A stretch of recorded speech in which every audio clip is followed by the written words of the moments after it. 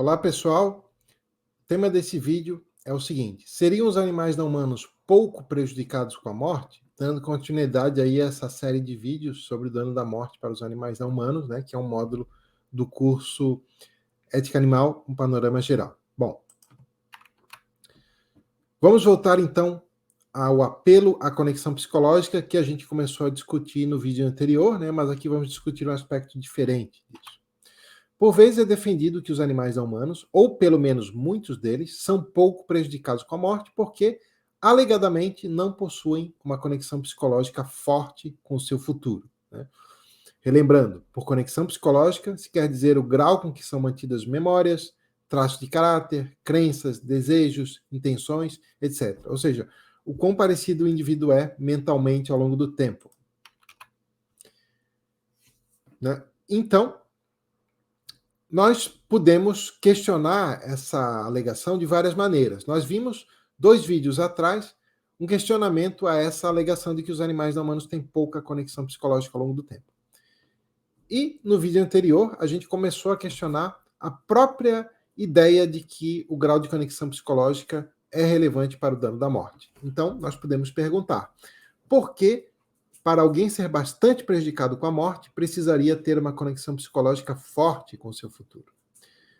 E nós vimos no vídeo anterior que tem 2 explicações possíveis, pelo menos, e essas explicações são frequentemente dadas como tentativas de justificar a substituição de animais. Né? Então, uma explicação defende que é porque a conexão psicológica que determina a identidade de alguém, isto é, aquilo que faz com que alguém seja o mesmo indivíduo numericamente ao longo do tempo. Nós vimos os problemas com essa explicação no vídeo anterior. Nesse vídeo, a gente vai discutir outra tentativa de explicação que, por vezes, é oferecida pelos proponentes da substituição, daquela ideia de que não tem nada de errado em matar os animais, desde que se faça nascer outro no lugar. Essa explicação, que a gente vai discutir nesse vídeo, afirma que a conexão psicológica é relevante para determinar a força das razões prudenciais de um indivíduo, mesmo que não seja relevante para determinar sua identidade. Vocês lembram que no vídeo anterior a gente viu vários argumentos que mostram que parece que a conexão psicológica não é relevante para determinar a identidade de um indivíduo. Mas os proponentes da substituição, que usam a explicação centrada nas razões prudenciais, vão dizer: não tem problema. Mesmo que a conexão psicológica não seja relevante para determinar a identidade de um indivíduo, ela determina a força das razões prudenciais e, por isso, animais não humanos e muitos humanos, seres que cognitivamente pouco sofisticados, segundo essa visão, não são muito prejudicados com a morte. Então vamos entender o que se quer dizer com razões prudenciais, por que os proponentes dessa visão pensam assim, e depois algumas críticas dessa visão. Então, vamos começar pelo apelo às razões prudenciais. O que se quer dizer com razões prudenciais? São as razões que alguém possui para tentar evitar eventos negativos e para buscar eventos positivos que poderiam acontecer consigo próprio. Tá? Então, é a preocupação com o próprio bem. De acordo com essa explicação que a gente vai discutir nesse vídeo, a força das razões prudenciais que alguém possui para evitar ou buscar determinado evento que ocorreria consigo no futuro, a força dessas razões seria determinada multiplicando-se o quão bom ou ruim seria o evento pelo grau de conexão psicológica que o indivíduo manteria com seu eu futuro. Segundo essa explicação, por essa razão, se os animais não humanos tiverem pouca conexão psicológica, não são muito prejudicados com a morte, mesmo que ela os prive de ter experiências bastante satisfatórias. Porque então, vamos supor que sejam experiências, vamos botar um número aí qualquer para estimar, sei lá, menos 500 mil de experiências positivas que os animais perderiam se morresse agora. Né?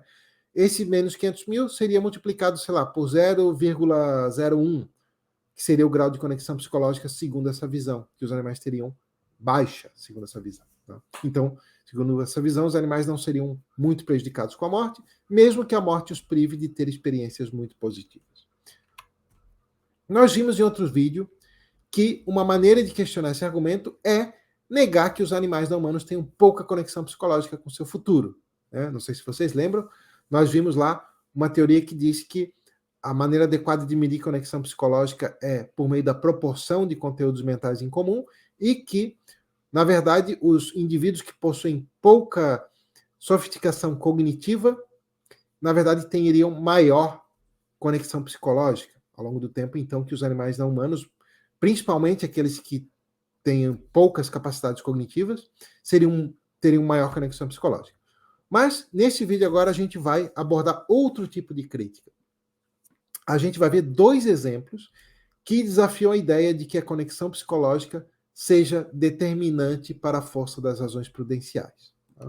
Então, primeiro, a gente vai ver um exemplo que mostra, ou sugere fortemente, pelo menos, que a força das razões para evitar eventos negativos não depende da conexão psicológica, e depois nós vamos ver um equivalente em relação à força das razões para buscar eventos positivos. E aí tem a ver diretamente com o dano da morte. Então, começando por isso, né? A força das razões para evitar eventos negativos depende da conexão psicológica? Então, o primeiro contra-exemplo diz respeito à força das razões para evitar eventos negativos. Então, vamos imaginar que Ana descobre que é impossível evitar de ela ter o mal de Alzheimer no final de sua vida e que depois de 1 ano que ela começa a ter a doença terá destruído toda a conexão psicológica com quem ela é agora. Ela vai, depois de 1 ano, né, ter perdido todas as suas memórias, por exemplo. Além disso, vamos supor que Ana descobre também que ela sofrerá de uma segunda condição e que essa segunda condição lhe trará muita dor. Nesse exemplo, é possível para Ana escolher agora em que momento a segunda condição acontecerá. Ela não pode fazer nada para evitar a primeira condição, que é o mal de Alzheimer, nem a segunda condição, que vai trazer muita dor para ela. Mas ela consegue escolher em que momento essa segunda condição vai acontecer. Ou depois que o mal de Alzheimer tiver feito ela perder toda a conexão psicológica com quem ela é agora, ou antes dela ter a doença, enquanto ela retém ainda uma conexão psicológica forte com quem ela é agora.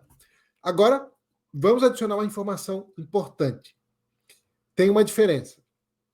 Vamos supor que, se ela escolhe que a segunda condição ocorra depois dela perder totalmente a conexão psicológica, a dor vai ser muito mais severa. O que isso sugere? Sugere que, do próprio ponto de vista de Ana, das razões prudenciais que ela tem, é preferível ela escolher que a dor aconteça enquanto ela ainda possui uma conexão psicológica forte com quem ela é agora, simplesmente porque a dor vai ser menor.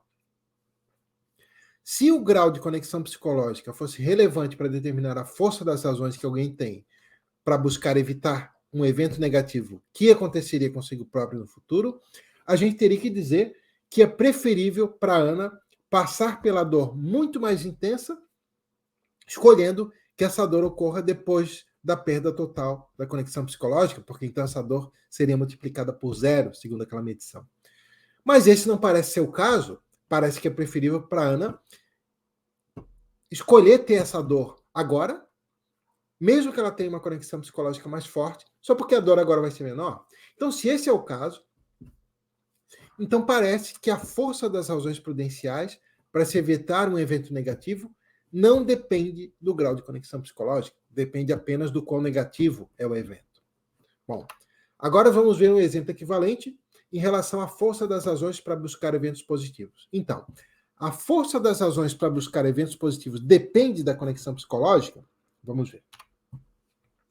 Então, o segundo contra-exemplo visa mostrar a mesma coisa, mas em relação à força das razões prudenciais para buscar eventos positivos. E, consequentemente, para evitar a morte, porque a morte priva alguém dos eventos positivos que experimentaria se continuasse vivo, algo que a gente já viu em outros vídeos. Então, vamos imaginar que outra pessoa, Bia, é ainda uma criança de 5 anos e ela tem agora o desejo de conhecer as pirâmides do Egito. Contudo, vamos imaginar que, se ela viajar agora até o Egito, enquanto ela tem ainda uma conexão psicológica forte com quem ela é agora, porque ela não mudou muito, tem ali as memórias, traços de caráter, desejos, etc. Essa viagem até as pirâmides vai ser prazerosa para ela, mas que essa viagem vai ser muito mais prazerosa se a Bia esperar e viajar quando for adulta. Contudo, tá aí o detalhe importante, por exemplo, né? Quando ela for adulta, ela vai ter uma conexão psicológica muitíssimo fraca com quem ela é agora. Por quê? Já vai ter mudado bastante as memórias dela, os traços de caráter, as crenças, os desejos, as intenções. Né? Tudo isso vai ter mudado. Os estados mentais dela vão ser muito diferentes.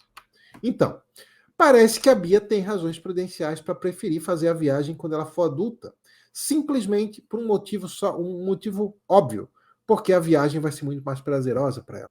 Se o exemplo que a gente viu estiver correto, então a conexão psicológica também não é relevante para determinar a força das razões prudenciais que alguém possui para buscar eventos positivos.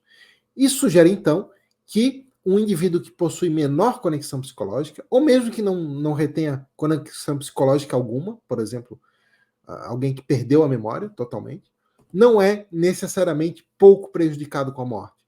Por quê? Porque deixar de experimentar os eventos positivos que a morte impediria não é, por isso, para esse indivíduo, pouco prejudicial.